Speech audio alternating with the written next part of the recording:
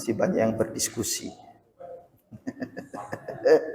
Ya, monggo dilanjutkan kalau ada yang mau berdiskusi.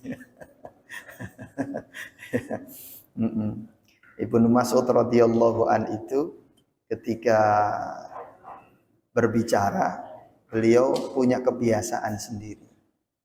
Jika ada yang kemudian juga berbicara, maka beliau akan terdiam atau berdiam diri dulu untuk memberikan kesempatan kepada yang berbicara untuk menyelesaikan pembicaraannya, karena beliau sangat menghargai dan menghormati orang yang berbicara, maka beliau diam dulu. Gitu. Baik, jamaah sekalian dirahmati Allah. Tema kita apa? Ya, setiap kita membutuhkan keteladanan. Berbicara tentang keteladanan ini, setiap kita pasti membutuhkan keteladanan. Kenapa? Ya, kenapa kita butuh keteladanan jamaah? Ya karena kita ini memiliki sifat dasar. Kita punya, Allah Subhanahu wa taala karuniakan kepada kita itu memiliki sifat dasar, dan salah satu sifat dasar yang menonjol pada diri seorang manusia adalah bahwa dia makhluk yang suka meniru. Manusia itu apa? Makhluk yang suka meniru. Siapa yang suka meniru? Kita semua.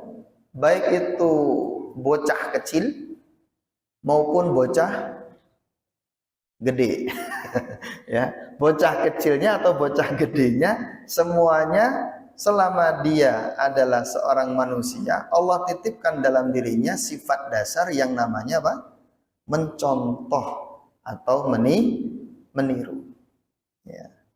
Dan kaitan dengan hal ini Bapak Ibu sekalian dirahmati Allah, coba kita perhatikan setiap kita. Kebanyakan di antara kita ini suka memperhatikan orang lain atau bahkan mengambil kayak semacam idola, panutan, ya. Dan kalau dia punya idola atau panutan yang sangat dia gandrungi, sangat dia senangi, ngefans banget gitu, maka dia akan berusaha untuk mengikuti apa yang dilakukan oleh orang yang dia cintai atau yang dia teladani itu, yang dia idolakan itu, Pak. Apapun mau dia tiru, pakaiannya, gaya ngomongnya, gaya jalannya, pokoknya ditiru. Bahkan sampai apa? Gaya rambutnya. Maka kalau dia salah mengidolakan orang, maka bahaya itu. Gitu? Bahaya sekali kalau salah mengidolakan seseorang. Namun ya demikianlah manusia, ya, suka meniru. Dan karena sifat dasar orang itu suka meniru, itulah yang membuat para ahli, para ilmuwan meneliti kemudian. Kenapa kok sampai manusia itu memiliki seperti itu, sifat-sifat seperti itu? Mereka para ahli, contohnya misalkan ahli neuroscience, ya. Para ilmuwan di bidang neuroscience itu meneliti jamaah. Ini penelitiannya keren banget. Ketika saya kemarin ada kewajiban atau istilahnya permintaan lah ya, untuk mengisi sebuah training, yaitu sinergi sekolah dengan wali murid untuk mengatasi bullying. Apa itu bullying? Intimidasi, ya. Maka saya mengkaji, ya, terkait dengan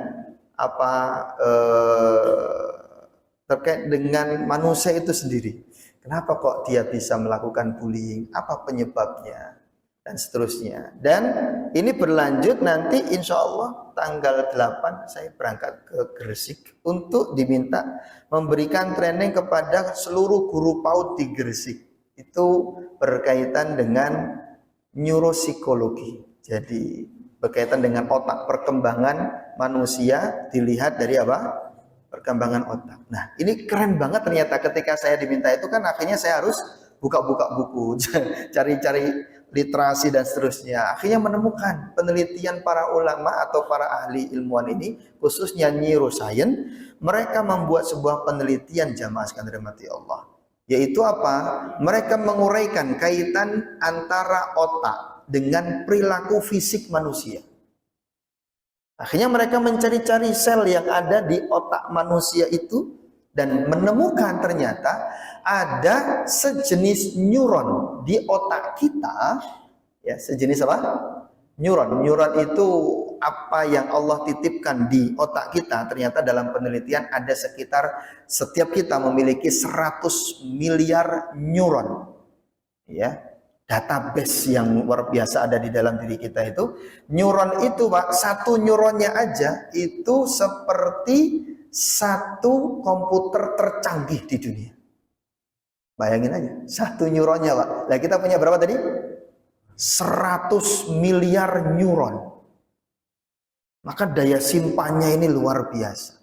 Nah, mereka meneliti ternyata ada sejenis neuron di otak kita yang secara teoritis itu bisa dikatakan menjadi penyebab utama kenapa manusia mudah belajar dengan memperhatikan orang lain. Mudah belajar dengan mencontoh atau meneladani atau meniru orang lain. Dan yang kerennya jamaah sekalian dirahmati Allah, itu jumlahnya 30% sendiri.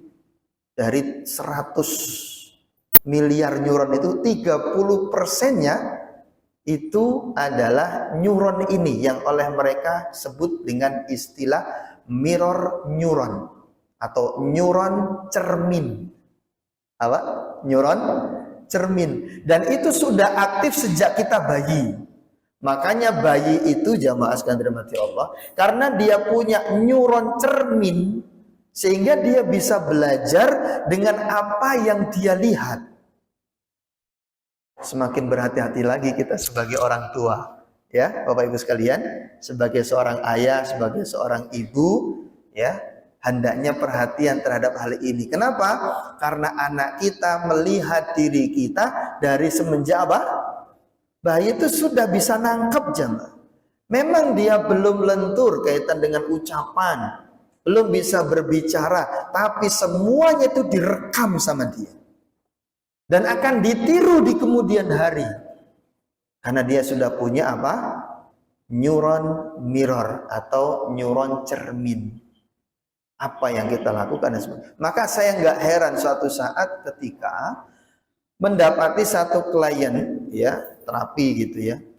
Ternyata dia itu nggak tahu kenapa sama bapaknya itu ajak jauh aja, nggak bisa deket dengan bapaknya, Bapak Ibu. Padahal bapaknya itu nggak kenapa-kenapa, ya, nggak ngapa-ngapain dia, enggak.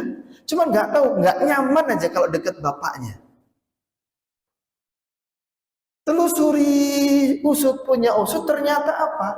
Dari sesi terapi itulah keluar bukti. Apa itu? Pada saat dia masih kecil sang bapak ini, maaf, suka nyakitin ibu atau istrinya. Dan itu anaknya ngelihat. Dan itu anaknya ngedenger, anaknya ngelihat, dan sebagainya. Dan akhirnya terekam itu semuanya. Anaknya belum paham apa yang dilakukan oleh bapaknya. Cuman itu hal yang sangat membuat dirinya nggak nyaman. Dan akhirnya itu terbawa sampai dia dewasa. Akhirnya dibuatlah reframing, akhirnya disampaikan kepada dia, mungkin bapakmu dulu begini-begini, tapi kan sekarang sudah sudah taubat, sudah baik. Akhirnya kemudian bisa menerima bapaknya kembali. Jamaah sekalian dirahmati Allah, ini manusia. Makanya itu sangat membutuhkan yang namanya apa? Keteladan. Perhatikanlah bagaimana kita menjadi teladan untuk anak-anak kita. Di sisi yang lain, para ilmuwan kaitan dengan pengembangan diri, mereka sampai menemukan sebuah teknik yang berdasarkan fungsi dasar manusia ini, ya, yaitu suka meniru ini. Mereka menggunakan yang namanya teknik atau teori modeling. Pernah dengar, Pak? Di dalam apa neurolinguistic programming atau orang biasa sebut dengan NLP itu, NLP itu menyebutkan ada satu teknik namanya apa? Modeling. Kalau pengen seperti A, orang A, maka kamu memodel kepada dia. Misalkan dulu saya ingin menjadi seorang pembicara, public speaker, trainer gitu ya. Lalu saya belajar pada orang yang nggak tahu, waktu itu saya belum kenal dia, cuman ada kesempatan untuk belajar, dan akhirnya saya ngelihat orang itu keren banget nih kalau ngomong, ya penuh energi dan sebagainya, caranya begini, apa kalau ngomong seperti ini, joknya seperti ini dan sebagainya. Saya ketiplek pengen seperti itu, dan akhirnya apa? Saya contoh dia, saya dengan melihat semua video-video dia, saya tiru gaya bicaranya, pokoknya saya modeling dia. Dan benar-benar ketika ada kesempatan untuk jadi pembicara di satu sesi training, saya ngomong seperti itu dan nggak kayak rohnya dia itu kayak masuk di saya, gitu. Ngomongnya dan sebagainya, dan mereka akhirnya audienya seneng. Tapi ada di antara mereka yang tahu, kok kayaknya saya pernah melihat ya orang ngomong seperti ini, gitu. Dan ternyata benar, dia sudah pernah ikut juga mengikuti trainer yang ini, pembicara yang ini, cara ngomongnya sama dengan saya. Bukan cara dia ngomongnya itu sama dengan saya, tetapi apa? Sayanya yang sama dengan menyamakan diri saya dengan mengambil contoh cara dia berbicara itu. Inilah kemampuan manusia yang oleh Allah Subhanahu wa taala karuniakan kepada diri kita, sifat dasar tersebut. Dengan demikian jamaah sekalian dirahmati Allah, maka kaitan dengan keteladanan itu, perhatikanlah, kita hendaknya memiliki 3 hal ini. Yang pertama adalah hendaknya kita pandai dan bijak mencari, memilih contoh atau teladan. Yang kedua adalah hendaknya kita siap untuk menyediakan contoh atau teladan bagi putra-putri kita, Pak. Untuk mereka tiru, untuk mereka contoh. Dan yang ketiga, mau tidak mau kitalah yang harus juga menjadi teladan atau contoh buat anak keturunan kita. Ini perlu diperhatikan. Kenapa? Karena bukan hanya kita jamaah sekalian dirahmati Allah yang dituntut untuk menjadi teladan atau diperintahkan untuk mencari suri tauladan.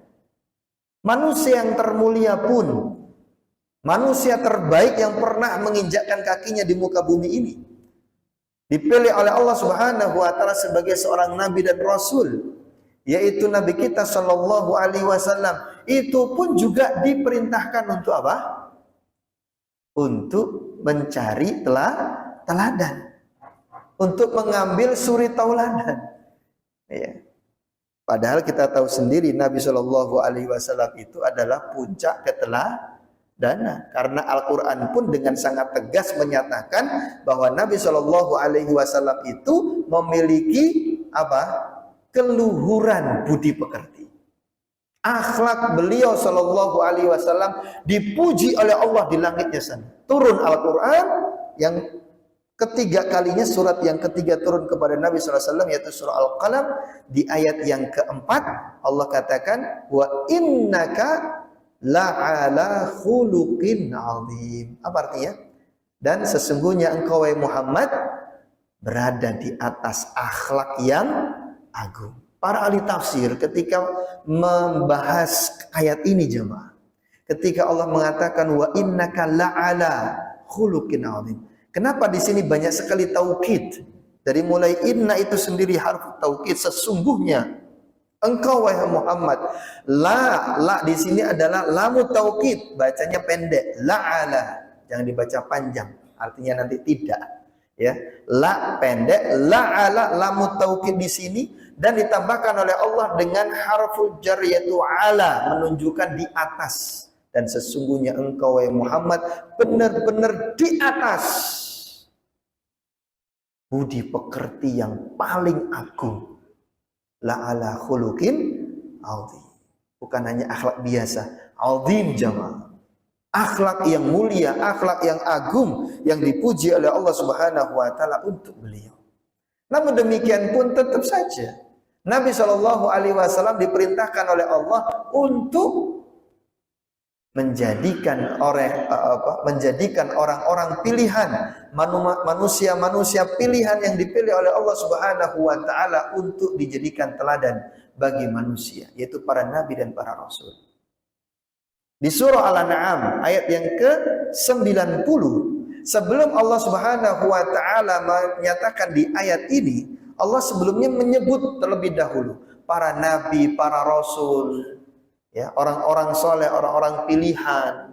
Ya. Kalau kita jumlahkan gitu, kalau kita baca ayat sebelumnya, kita akan mendapati sekitar ada 18 nabi atau para rasul yang disebutkan oleh Allah sebelum ayat ini. Maka setelah itu Allah katakan di ayat ini, ulaikal ladzina hadallah. Merekalah manusia-manusia pilihan yang Allah Subhanahu wa taala sudah memberikan kepada mereka petunjuk, fabihudahu muqtadi. Maka dengan petunjuk merekalah, maka dengan nasihat, ya, arahan, petunjuk merekalah hendaknya kalian meniti jalan di kehidupan dunia ini. Jalannya siapa? Jalannya para nabi dan rasul. Yang oleh Allah Subhanahu wa taala sudah kasih petunjuk, Nabi Shallallahu alaihi wasallam diperintahkan untuk mengikuti jalan mereka. Makanya enggak heran jemaah sekalian dirahmati Allah. Para ulama, para ahli tafsir menyatakan bahwa Nabi Shallallahu alaihi wasallam sangat berkesan dengan ayat ini dan memahami benar ayat ini untuk supaya menjadikan mereka para anbiya sebagai teladan beliau. Dan itu terbukti ketika diuji oleh Allah Subhanahu wa taala ada di kalangan mereka, ya, pengikut Nabi Shallallahu alaihi wasallam saat itu memprotes Nabi kaitan dengan pembagian ghanimah. Kaitan dengan apa? Apa itu ghanimah? Rampasan perang. Ada yang protes, bilang Nabi tidak adil. Ya. Dia bilang Nabi tidak apa? Adil. Wahai Muhammad, hendaklah engkau adil dalam pembagian. Bayangin aja, kalau Nabi Muhammad SAW dikatakan, ya, tidak adil, lalu seperti siapa yang bisa melakukan keadilan? Kalau Nabi Muhammad sudah dikatakan apa, tidak adil.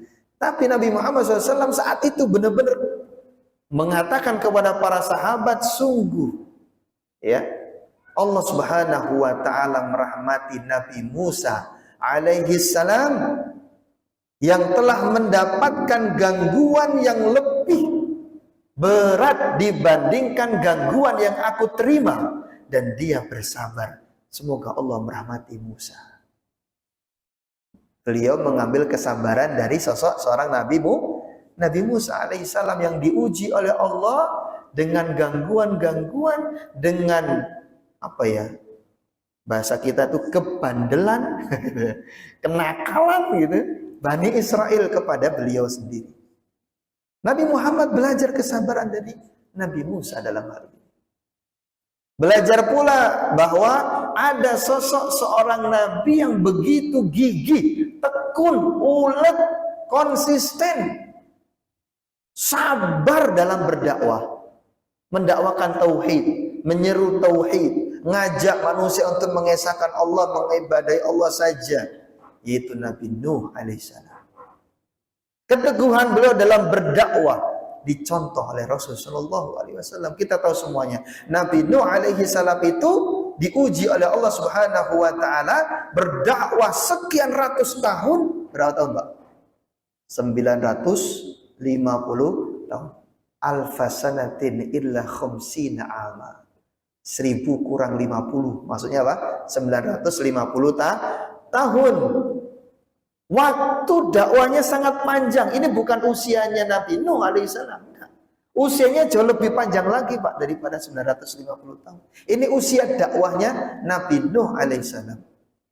Dan tidaklah beriman kepada beliau kecuali sedikit. Wa ma amana ma'ahu illa qalil.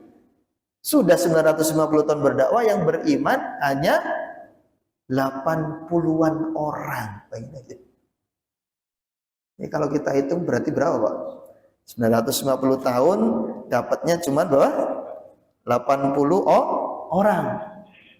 Termasuk di dalamnya kedua orang tua beliau dan siapa? Siapa jemaah? Ya, sebagian putranya, karena ada putranya yang nakal juga, gak ngikutin beliau. Akhirnya tenggelam juga. Tapi sebagian anaknya ikut. Nah, 80 itu sedikit jemaah. Kalau diukur dengan 950 tahun masa dakwah beliau. Dan dakwanya bukan sebulan sekali, enggak. Dakwah beliau itu apa? Rabbi inni da'autu qaumi laila wa nahara. Siang dan malam itu berdakwah, Pak. Datangi satu persatu, kadangkala bersama dengan beberapa orang. Dan tidak putus-putusnya setiap hari. Wa ma'amana ma'ahu illa qalil. Sedikit, 80 orang saja yang kemudian mengiman atau ikut bersama dengan beliau. Alaihi salatu wassalam. Nabi Nuh, Masya Allah. Sabarnya gimana itu? Ketika Allah Subhanahu wa ta'ala, kalau ini tidak Allah sampaikan kepada Nabi Nuh pasti akan terus berdakwah, terus menyampaikan. Tapi karena Allah menyampaikan, tidak ada lagi tambahan wahai Nuh kecuali apa yang engkau dapatkan saat ini. Itu 80 orang itu tadi. Makanya Nabi Nuh setelah itu berdoa kepada Allah, Rabbi la tadhar 'alal ardi minal kafirina dayyara. Ya Allah, jangan kau tinggalkan setelah ini satupun di antara mereka orang-orang kafir itu berada di atas muka bumi ini. Masya Allah, doanya mengerikan jamaah. Ya, jangan tinggalkan la tadzar 'alal ardi, di atas bumi ini, minal kafirina, di antara orang-orang kafir itu, illa dayyar, kecuali kau binasakan ya Allah. Karena tidak ada lagi yang akan mengimani beliau, ya. Di zamannya itu tidak ada lagi, karena Allah sudah mengatakan hal itu. Maka seperti itu. Nah, Nabi SAW mencontoh keteguhan itu. Makanya beliau diapakan, mau diinikan dan sebagainya, dihina, dikata-katai, bahkan dilukai, bahkan sampai mau dibunuh. Terus saja Nabi itu berdakwah. Keteguhan beliau dalam berdakwah mensuri teladan Nabi Nuh alaihissalam. Mensuri teladan siapa lagi? Di antaranya adalah Nabi Daud alaihi salam, kaitan dengan rasa syukur atas segala nikmat yang Allah karuniakan kepada beliau. Sehingga Allah sampai mencatat di dalam Al-Qur'an, "I'malu ala Dawuda syukur." Saking masyhurnya, pandai syukurnya seorang Nabi Nabi Daud alaihi salam dan keturunannya. Siapa keturunannya? Nabi Sulaiman. Nabi Sulaiman pun juga orang yang cerdas, orang yang pandai dan pintar mensyukuri nikmat Allah Subhanahu wa taala yang Allah karuniakan kepadanya. Makanya doanya gimana jemaah? Yang seringkali kita tiru juga dalam doa-doa kita. Rabbi auzi'ni an ashkura ni'mataka allati an'amta 'alayya wa 'ala walidayya wa an a'mala salihan tardah wa aslih li fi dzurriyyati inni tubtu ilaika wa inni minal muslimin. Lihat, Rabbi auzi'ni an ashkura ni'mataka allati an'amta 'alayya. Ya Allah, karuniakan kepada aku apa? An ashkura, rasa atau hati yang senantiasa bisa bersyukur, pandai bersyukur atas nikmat. Ya. Nabi Muhammad SAW mengikuti keteladanan rasa syukur ini dari seorang Nabi Daud dan juga Nabi Sulaiman. Ada lagi Pak, jemaah sekalian dirahmati Allah, para nabi sebelum itu. Ya. Nabi Ibrahim alaihissalam contohnya misalnya. Nabi Ibrahim alaihissalam juga demikian. Nabi Muhammad SAW mengambil keteguhan dan kesabaran Nabi Ibrahim dalam apa? Dalam ibadah. Keteguhan dalam tauhid, saat di mana semua manusia pada saat itu tidak mentauhidkan Allah Subhanahu wa taala. Beliau berkesendirian saat itu. Seorang diri mentauhidkan Allah Subhanahu wa taala, mengajak orang-orang itu untuk mentauhidkan Allah Subhanahu wa taala. Beliau pun juga bagaimana ya, ketegasan dalam perkara tauhid ini. Sampai al-wala dan bara' beliau itu jelas sekali.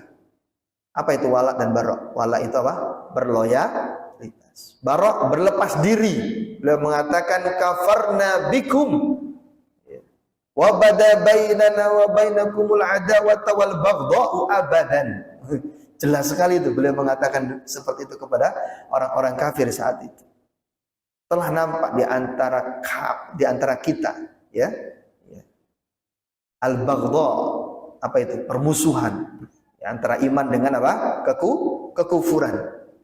Sampai kapan? Hatta tu'minu billahi wahda. Sampai kalian beriman kepada Allah semata. Selama itu jika engkau masih kufur, ada jarak di antara kita. Ya, ini ketegasan kaitannya dengan apa, Pak? Akidah. Ya, mungkin orang-orang itu yang istilahnya merasa diri seakan-akan paling toleran. Akhirnya mereka gara-gara seperti itu, kebablasan toleransinya, itu harus mencontoh Nabi siapa? Ibrahim alaihissalam. Kaitan dengan akidah, tidak ada toleransi. Ya. Harusnya seperti itu. Dan Nabi SAW mencontoh hal itu. Cinta dan pengorbanan, beliau juga mencontoh Nabi Ibrahim alaihissalam. Bagaimana kita tahu semuanya, tidak ada dalam diri Nabi Ibrahim satu rongga pun dalam tubuh beliau kecuali di situ ada cinta Allah Subhanahu wa taala. Bahkan melebihi cinta beliau ya kepada siapa? Keluarganya, anak dan istrinya. Ini Nabi Ibrahim alaihissalam. Maka Nabi Muhammad mencontoh itu. Dan kecintaan beliau sallallahu alaihi wasallam kalau diarahkan, kemarin kita pada bulan kapan ya? Saya diminta untuk ngisi itu. Saya sampaikan di sini bagaimana cinta dan pengorbanan Nabi Shallallahu Alaihi Wasallam sehingga sampai dipuji oleh Allah Subhanahu Wa Taala dalam surah At-Taubah ayat 128. Masih ingat ayatnya? Laqad ja'akum rasulun min anfusikum azizun 'alaihi ma 'anittum harisun 'alaikum bil mu'minina raufur rahim. Nabi Shallallahu Alaihi Wasallam itu pada dirinya, jamaah sekalian dirahmati Allah, senantiasa ada rasa berat sekali. Ada beban yang menggelayuti beliau kalau seandainya ngelihat umatnya susah. Nabi itu nggak kuat kalau ngelihatnya umatnya apa? Kalau ngelihat umatnya susah. Karena apa? Cintanya beliau kepada mereka. Sayangnya beliau kepada umat ini, kepada kita sekalian. Bahkan sampai dikatakan hampir saja beliau membinasakan dirinya karena saking pinginnya kita beriman kepada Allah Subhanahu wa taala. Beliau tidak melihat bagaimana tubuhnya, rasa sakit yang beliau derita. Dia enggak melihat itu. Keinginannya adalah harisun alaikum. Keinginan yang kuat agar kalian itu beriman kepada Allah. Keinginan yang kuat agar kita itu selamat di dunia dan di akhirat nanti. Itulah Rasul Shallallahu Alaihi Wasallam. Mengikuti bagaimana perjuangan para Nabi dan Rasul sebelumnya. Meneladani mereka. Ya. Dan masih banyak lagi jamaah sekalian dirahmati Allah, nabi-nabi yang dijadikan potret ataupun teladan bagi diri beliau sallallahu alaihi wasallam, dan hendaknya kita pun demikian. Mencontoh beliau sebagai teladan kita. Meneladani kehidupan beliau sallallahu alaihi wasallam adalah sebuah keteladanan yang tidak ada duanya. Ya, seorang ulama ditanya oleh putrinya, ini ulama kekinian, ulama masyhur ya, di Saudi sana. Beliau ditanya oleh putrinya, ya. Nama ulama tersebut saya catat di sini adalah Abdullah Al-Hudayyan. Syekh Abdullah Al-Hudayyan. Pernah dengar, Pak? Beliau ini ulama besar di Saudi. Syekh Abdullah Al-Hudayyan ditanya anaknya. Ketika itu putrinya sudah nikah dan punya anak. Minta nasihat bagaimana caranya supaya anaknya ini memiliki akhlak yang mulia di tengah atau di antara ujian yang ada, karena ujian zaman sekarang ini jauh lebih berat dibanding dengan ujian kita di masa lalu. Kenapa, Pak? Ya, gempuran teknologi, gempuran budaya dan seterusnya yang itu sekarang sudah terbuka lebar, mudah diakses dengan adanya apa? Internet, sosial media dan lain sebagainya. Anak-anak kita bebas mengambil contoh atau teladan dari siapa saja. Ya, kalau kita nggak berhati-hati, kita akan kehilangan mereka. Mereka akan mengambil contoh dari orang-orang yang nggak tahu apakah mereka baik ataukah tidak. Tapi karena akses terus saja mereka bisa mengambilnya, maka kita kalau nggak berhati-hati bisa kehilangan mereka. Sehingga putrinya itu bertanya bagaimana dengan pendidikan anak di zaman sekarang ini, zaman yang begitu sangat berat. Apa yang harus digunakan? bagaimana menyelamatkan mereka. Maka beliau pun menjawab dengan dua hal. Apa itu? Al-qudwah wad du'a. Apa itu al-qudwah? Keteladanan dan doa. Keteladanan dan apa? Doa, jamaah. Keteladanan, kata beliau, ya, dan doa ini merupakan senjata yang paling ideal untuk pendidikan di masa sekarang. Ya, bukan hanya di masa sekarang, dari dulu sampai sekarang pun. Apapun teori yang digunakan dalam mendidik, kalau nggak ada dua hal ini, maka dipastikan akan sulit untuk berhasil. Ya, sulit untuk berhasil. Kalau tidak menggunakan dua hal ini. Apa itu? Keteladanan dan doa, ya. Apapun teori kekinian pun bahkan. Kalau tidak menggunakan dua hal ini, tidak bisa. Ya, keteladanan demi keteladanan yang dicontohkan. Tentunya ketika terkait dengan anak kita, maka jamaah sekalian dirahmati Allah, kita hendaknya memulai dari masa kanak-kanak mereka. Bagaimana mengajak mereka untuk memiliki keteladanan, ya, memberikan kepada mereka contoh yang baik, mendekatkan kepada pribadi-pribadi yang baik dari mulai kalangan para anbiya, para rasul, kalangan para sahabat, diajak untuk kenal mereka. Ya, ini saya tidak dapati waktu saya masih kecil, jemaah, karena orang tua saya sendiri juga terhadap agama itu kurang. Ya, dulu saya, masya Allah itu teladannya, idolanya, ya tokoh-tokoh seperti halnya Lion Man, apa Gundala Putra Petir, apalagi itu dulu ya, yang menangi tahun 80-an Pak, pasti tokoh-tokohnya tahu ya. Apa Pak contohnya Pak? Batman, Gaban, Sarifan, kayak gitu tuh ya. Voltus, Google, bukan Google yang sekarang ya, Google itu apa, tokoh robot-robot itu. Itu dulu Pak. Oh, itu jadi idola banget itu. Akhirnya kadang saya jadi Batman, kadang saya jadi Lion Man, kadang saya jadi Megaloman, macam-macam tuh ya. Karena nggak punya potret kan, baru punya itu ya ketika nyantri SMP, SMA sampai kuliah, kenal agama seperti itu. Akhirnya masya Allah ternyata kehilangan banyak ya contoh-contoh yang jauh lebih hebat daripada apa yang sebelumnya. Gitu. Maka jamaah sekalian dirahmati Allah, ini kita sebagai orang tua harus pintar-pintar ngambil keteladanan untuk diri kita dan juga untuk siapa? Anak kita. Termasuk tadi Pak, menjadi teladan langsung bagi mereka, anak-anak kita. Karena yang pertama kali dilihat oleh anak adalah siapa? Orang tuanya Pak.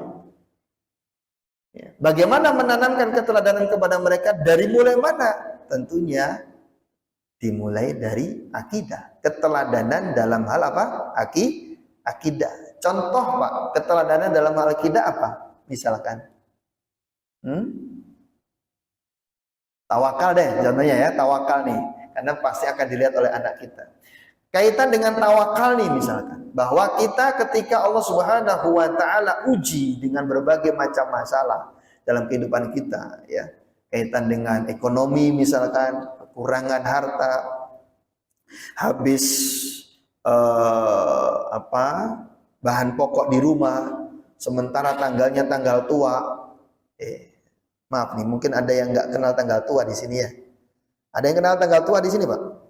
Kalau ada tanggal tua gimana Pak? Rasanya Pak? Pas tanggal tua, kondisinya gimana? Hah? Agak kembang kempis gitu ya.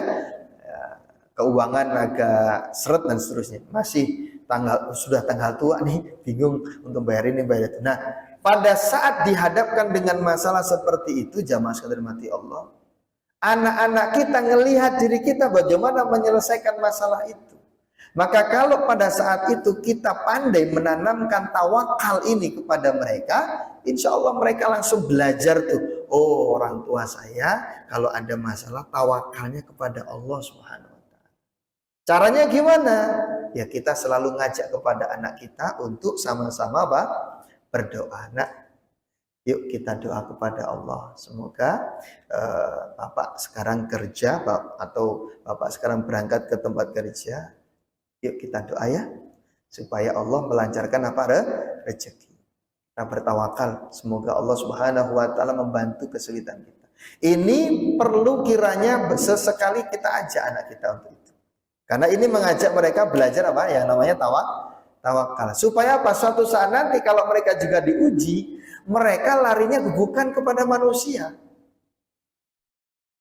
Apalagi putus asa, tidak. Tapi mereka lari kepada Allah Subhanahu wa taala karena mereka tahu kalau ada masalah adalah mereka tawakal kepada Allah. Mereka jadikan Allah sebagai sandaran mereka. Ini pembelajaran yang luar biasa untuk anak-anak.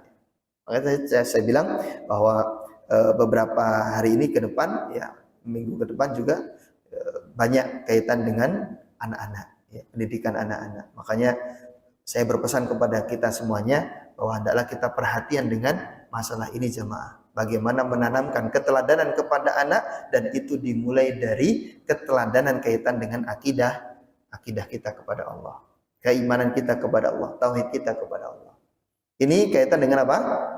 Akidah. Lalu kemudian jamaah sekalian dirahmati Allah, kaitan dengan apa lagi misalkan yang bisa kita suri teladankan kepada anak-anak kita?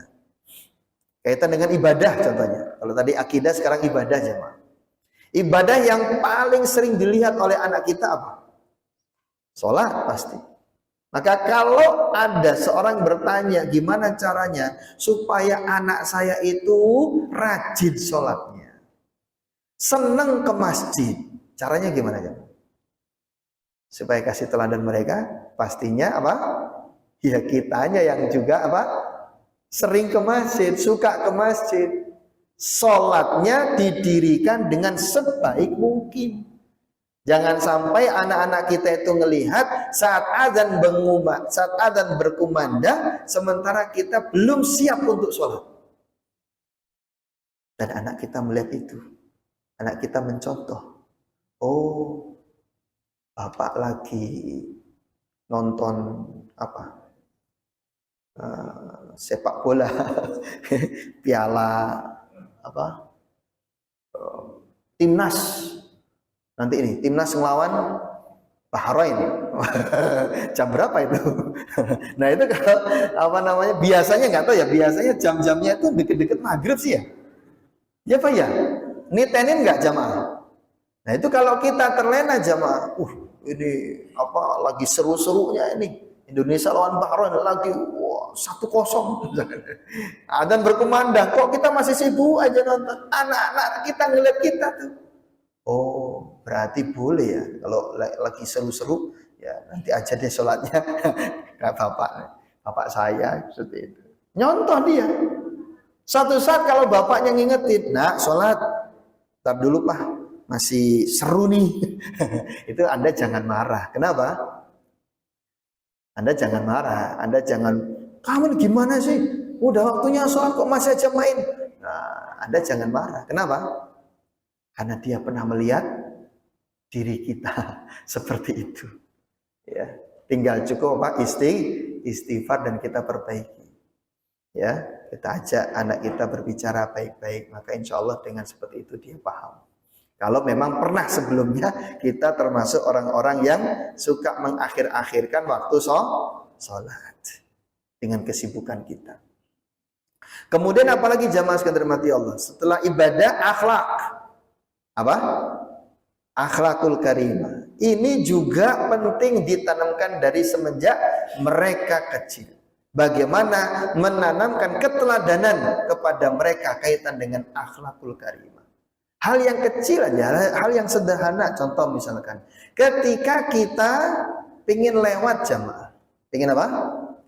Pingin lewat, terus di situ ada anak-anak kita lagi main, ya, apa yang kita katakan kepada mereka?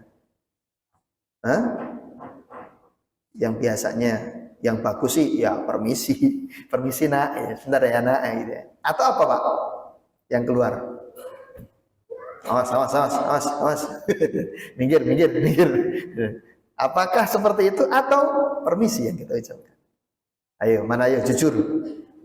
Gimana Pak? Atau jangan main di sini, sana, main sana, mana sana. Ini buat lewat dan seterusnya. Atau gimana Pak? Mana yang sering kita ucapkan? Malu-malu ya. Semoga yang kita ucapkan apa? Yang terbaik. Apa itu? Permisi. Jangan sampai mereka masih anak-anak, biasa aja lah ya. Nggak usah ngucapin permisi. Padahal sama bosnya ngucapin apa? Permisi kalau mau lewat. Ya, padahal mana yang lebih berharga Pak? Bos atau anak? Bos atau anak? Ya jelas anak Pak, lebih berharga. Mereka adalah investasi akhirat kita. Kalah si bos. Kalau kepada si bos saja kita mau permisi, apalagi kepada anak-anak ini yang paling berharga untuk diri kita. Masya Allah. Sudah azan ya? Sedikit lagi Pak. Ya, sedikit lagi. Kaitan dengan apa? Akhlak ya. Tentunya banyak contoh-contoh yang lain kaitannya dengan kebiasaan-kebiasaan diri kita ya. Misalkan bagaimana ketika dipanggil anak kita bapak atau ibu ya, kita nyautnya atau jawabnya itu seperti apa? Hendaknya dengan jawaban yang terbaik. Jangan terbiasa dipanggil anaknya kemudian apa? Itu anak itu akan nyontoh tuh. Nanti kalau dipanggil orang juga dia akan bilang apa? Apa sih? Gitu. Itu jangan marah kalau anaknya tiba-tiba jawab kita dengan seperti itu, karena dia mencontoh siapa? Yang terdekat dengannya, itu orang tua kita sekalian. Semoga ini bisa memberikan pencerahan dengan tema keteladanan ini, dan kita belajar bagaimana menjadi orang tua yang bisa jadi teladan untuk anak-anak kita, dan juga kita bisa mengambil teladan yang terbaik yang akan kita contoh, kita tiru untuk diajarkan kepada generasi kita. Wallahu a'lam bishawab. Ada pertanyaan? Setelah adzan boleh tanya ya. Ya, boleh adzan dulu, nanti kemudian kalau ada yang mau bertanya silakan.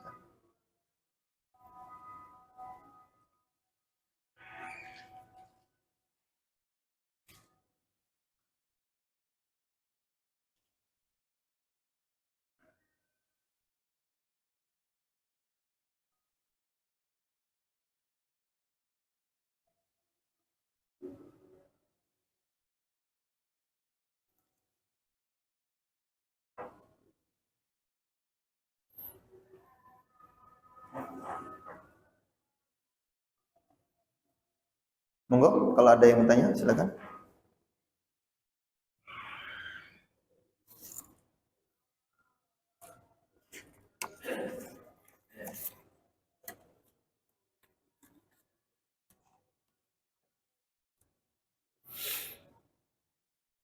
Ya.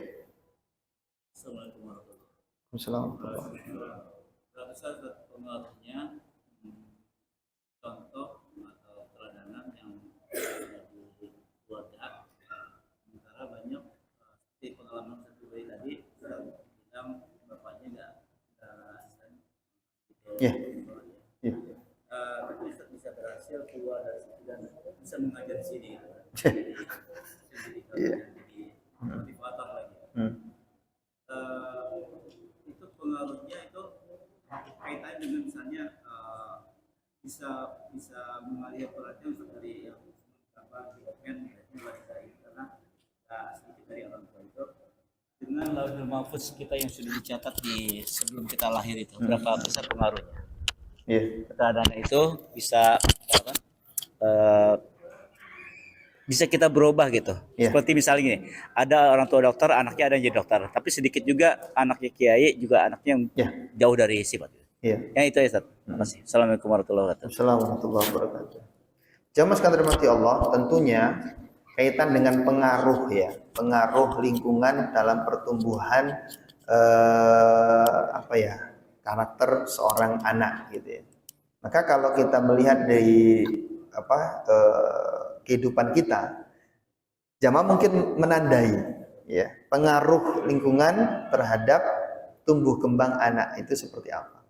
Usia 0 sampai atau 1 tahun sampai 6 tahun itu dia akan mengatakan apa?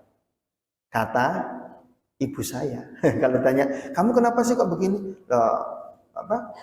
Kenapa kamu melakukan ini? Ya kata ibu saya begini, kata bapak saya begini. Itu ketika usia apa? 1 sampai 6 tahun. Nanti ketika usia 7 tahun sampai 12 tahun, ngomongnya beda lagi kalau ditanya. Kamu kenapa sih kok begini? Ya. Kenapa kamu melakukan ini? Dia ngomongnya, jawabnya apa Pak? Ya, kata guru saya begini Bu, kata guru saya begini Pak, kata ustadz saya begini Pak, begitu. Ya. Usia 7 sampai 12 tahun. Usia 13 tahun sampai usia 18 tahun. Kalau ditanya, beda lagi jawabannya. Ya. Apa kira-kira? Kenapa kamu begini? Kenapa kamu begitu? Jawabannya adalah, iya, kata teman saya begini pokoknya. Gitu. Akhirnya apa? Temannya yang jadi acuan. Beda lagi ketika usia 19 tahun sampai 36 tahun, Pak. Ya, usia 19 tahun sampai ya antara itulah ya 30 tahun itu. Ya. Itu beda kalau ditanya. Kok kamu begini? Jawabannya apa? Menurut saya. Ya, hemat saya pikir itu selalu begitu tuh.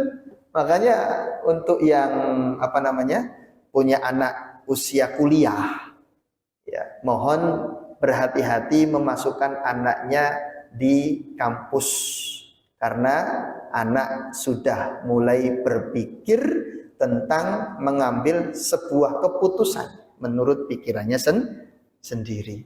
Kalau dia salah masuk yang di situ pendidikan kaitan dengan agama kurang bahkan lebih kepada sekuler, maka jangan heran kalau kemudian anak akan mengatakan ya LGBT mah gak apa-apa, hak asasi manusia itu.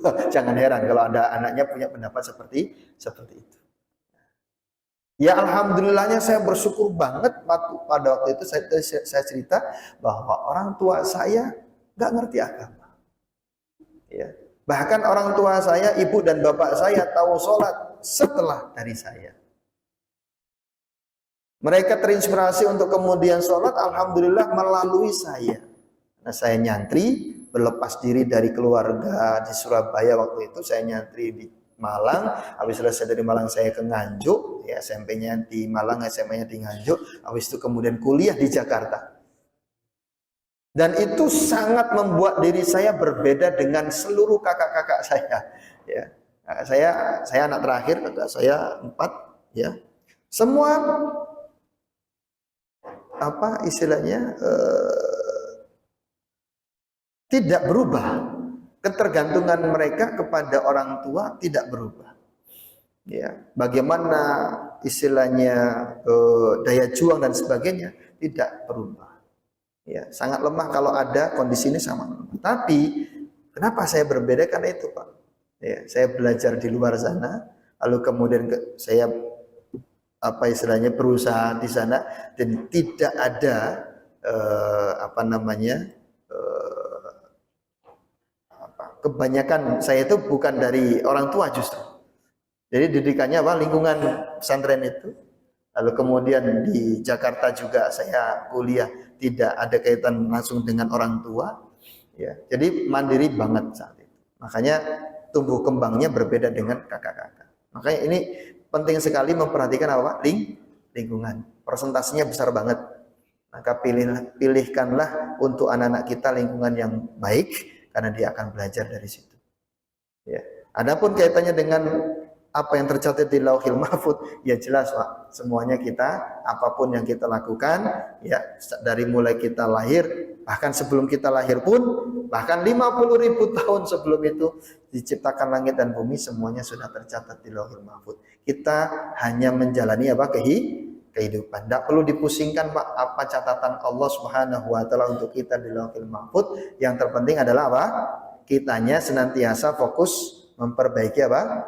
Diri, ya. Dan cara yang terbaik, cara yang paling mudah untuk memperbaiki diri atau cara yang termudah untuk naik cepat gitu ya, mencapai kebahagiaan dan kesuksesan itu caranya adalah modeling. Tapi pinter-pinter ya, cari modelnya pinter-pinter. Ya, dulu saya modelingnya banyak ya. Pokoknya dari orang-orang hebat kan modelingnya dari ini, public speaker cepet banget saya itu. Dan alhamdulillah Saya nggak bisa bisnis, background saya bukan bisnis, saya backgroundnya adalah agama syariah, tapi saya bisa bisnis. Kenapa? Ngambil model seorang yang pinter bisnis. Akhirnya alhamdulillah ketularan Pak. Lihat aja keliling kita Pak, teman kita siapa? Ya, kalau kita ingin jadi apa, lihat aja kanan kiri kita, keliling kita, kebanyakan seperti apa. Kalau jauh dari apa target kita, ya udah cari komunitas yang baru, cari teman yang baru. Insya Allah itu akan merubah kita cepat. Insya Allah. Wallahu a'lam.